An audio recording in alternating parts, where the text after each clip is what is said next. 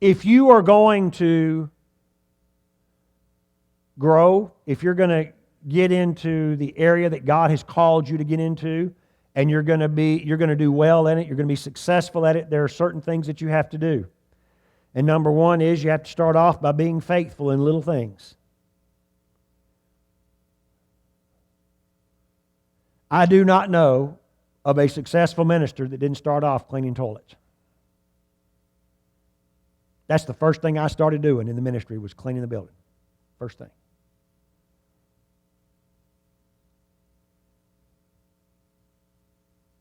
You're just faithful in little stuff. How can I help? What can I do to help? I didn't start off preaching in front of people. Started off cleaning the building. And then things were added because I would do that faithfully. And then things got added. Then I got asked to do hospital visits. Man, I was looking for people to just explode everything that I had learned for the last 6 months on. And when somebody's in a hospital bed, they can't get away from you. So they'd have to sit there and listen to it. And then one day I was asked to get up and to actually preach in front of people. And it just one thing after another, after another, after another. Be faithful in what it is that you're doing. Then you are faithful in helping another person. Somebody that is doing what it is that you want to do, you hook up with them and you start helping them accomplish what God's called them to do. Because, another thing, if God has called you to do something, you're not going to be able to do it by yourself if it's God. You're going to have other people. You're going to have more than your own personal resources if God's in it. If you can do it by yourself and you have no need for God, then there's no glory in that for Him. So there's going to be other people that are going to be needed. So you be one of those people that helps somebody else.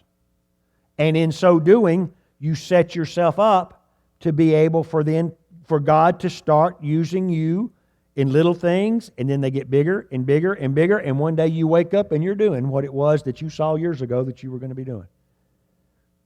You may not even realize it. And then all of a sudden you just look around and go, I'm here. I'm actually doing what I saw myself doing years ago. Now, in these particular verses of Scripture, we have another word for a lot of this. The term that we use for being faithful in a little and God making you ruler over a lot, another word for that would be proving. Proving yourself. Is that correct?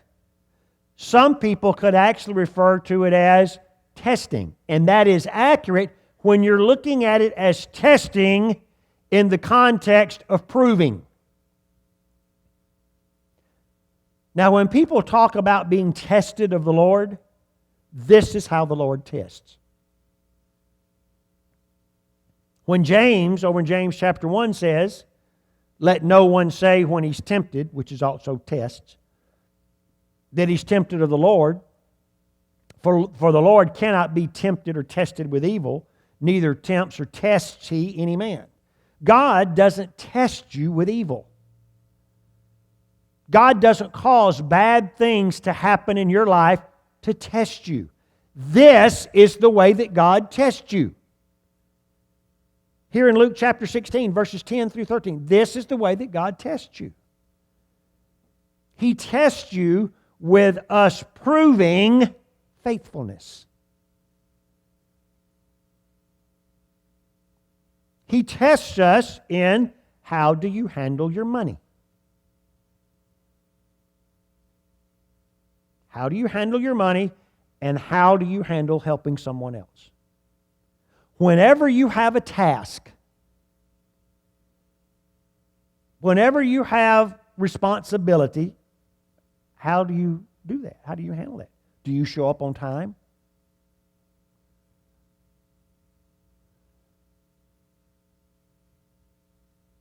Do you slack off during the day? Do you look for ways to try to look busy but get out of work? Oh, there's an art to that. There's an art to being able to look busy and not do anything. And some people are masters at it because they had great mentors that they got up in the wrong apprenticeship. They got in the wrong, they went after they followed the wrong person where that was concerned. So all of these things here, remember that whatever it is that you're doing, whatever job that you're doing, you're not doing it as unto your employer. You're doing it as unto God. You're proving faithful in what it is that you're doing, and God will be the one that promotes you. So you don't do it to satisfy men. You do it. Now listen, don't you think it is a different scale? Excuse me. Don't you think it is a different standard that we would use to please God over pleasing people? I mean, you can fool people. You can't fool God. So by being faithful in those things, that is the proper proving or testing of the Lord that causes you to grow and to get into what it is that God's called you to do and flourish. Now, one of the things I want you to notice, I don't know if you realized in Luke 16, verses 10 through 13, do you realize that what we just looked at is the law of seed time and harvest? Did I mention to you that everything works this way? I did mention that, didn't I? Even you getting into the ministry God's called you to be in is seed time and harvest. Everything operates this way. You want good people working for you, then you be a good employee. You want people giving to you, then you give to other people. Seed time, harvest. Everything operates on the law of seed time and harvest.